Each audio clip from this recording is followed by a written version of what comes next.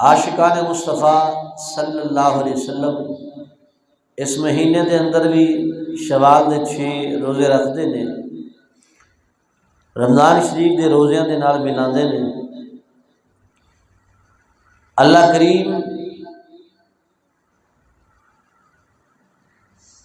جڑا بندہ یہ 6 روزے رکھدا ہے، اللہ پاک اس کو سال بھر روزیاں دے برابر ثواب عطا فرماندا ہے۔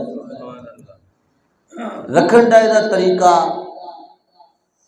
رمضان شریف دے بعد شوال دے مہینے دے وچ جڑے 6 روزے رکھنے نے، اس دا طریقہ جو علماء کرام نے بیان فرمایا ہے، چاہے لگاتار رکھ لو تہاڈی مرضی ہے، ایک ایک کر رکھ لو تہاڈی مرضی ہے۔